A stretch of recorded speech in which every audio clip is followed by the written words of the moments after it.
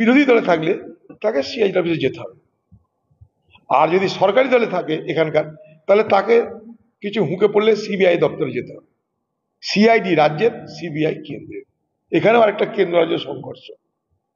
কে খুন করলো, সে খুনি ধরার আগে এখন থেকে শুরু হয়ে গেল পালা। কিসের? দোষারোপের পালা।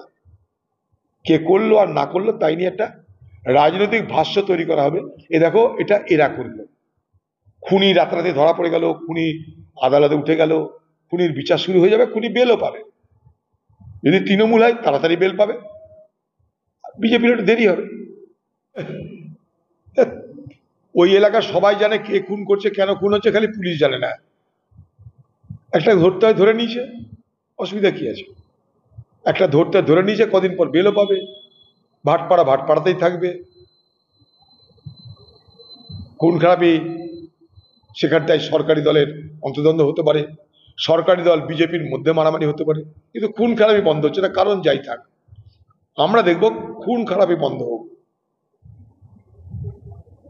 কে করছে না করছে সেটা বড় কথা নয়, খুন করছে খুনিরা।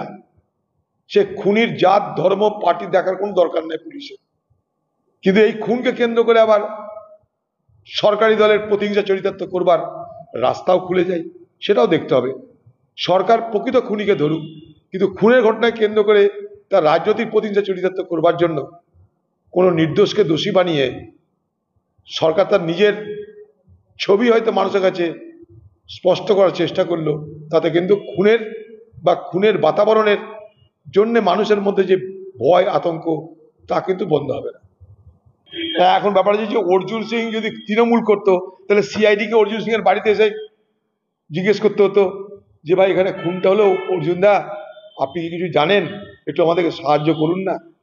যেহেতু এখন বিজেপিতে চলে গেছে, ওর অর্জুন সিং এ যেতে হতো সিআইডিতে। এই ফারাক। বিরোধী দলে থাকলে, আমি অর্জুন সিং বিজেপি করে তার প্রতি আমার কোনো দরদে কথা বলছি না, কিন্তু বিরোধী দলে থাকলে তাকে সিআইডি অফিসে যেতে হবে। আর যদি সরকারি দলে থাকে এখানকার, তাহলে তাকে কিছু হুঁকে পড়লে সিবিআই দপ্তরে যেতে হবে। সিআইডি রাজ্যের, সিবিআই কেন্দ্রের। এখানেও আরেকটা কেন্দ্র রাজ্য সংঘর্ষ। কে খুন করলো, সে খুনি ধরার আগে এখন থেকে শুরু হয়ে গেল পালা। কিসের? দোষারোপের পালা। কে করলো আর না করলো তাই নিয়ে একটা রাজনৈতিক ভাষ্য তৈরি করা হবে। এ দেখো, এটা এরা করলো। খুনি রাতারাতি ধরা পড়ে গেল, খুনি আদালতে উঠে গেল, খুনির বিচার শুরু হয়ে যাবে, খুনি বেলও পাবে। যদি তৃণমূল হয় তাড়াতাড়ি বেল পাবে, বিজেপির একটু দেরি হবে।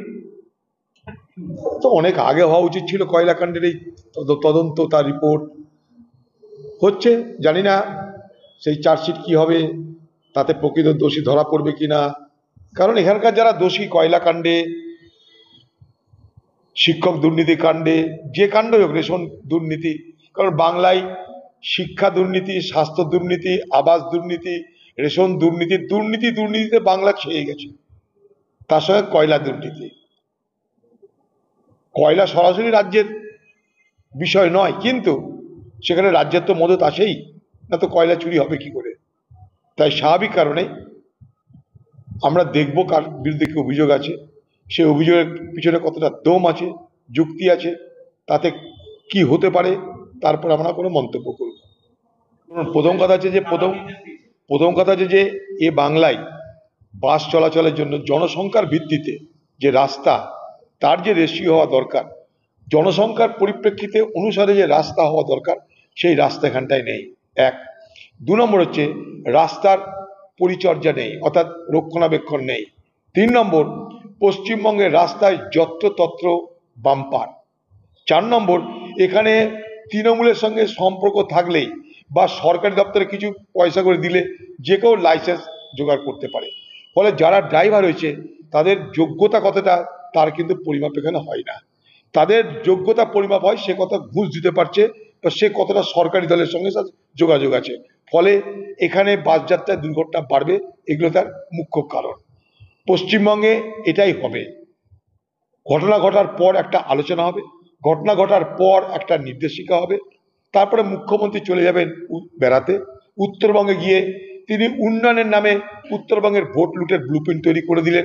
এই তো বাংলার মুখ্যমন্ত্রী, তিনি উত্তরবঙ্গে গেলেন ভোট লুটের ব্লুপ্রিন্ট করতে।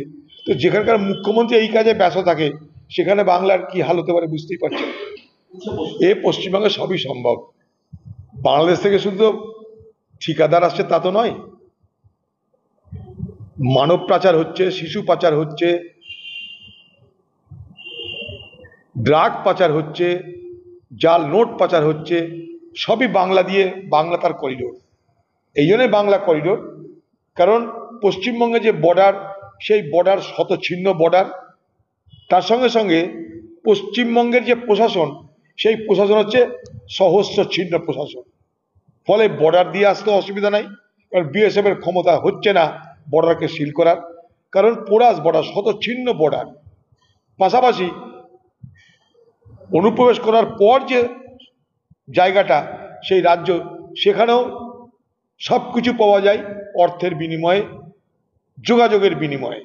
ফলে স্বর্গরাজ্যে রূপান্তরিত হয়েছে এই পশ্চিমবঙ্গ। ফলে এই ধরনের অবাধ কারবার থাকলেও অবৈধভাবে সে কারবার চলছে, কারণ বাংলার সরকারের সৌজন্যে।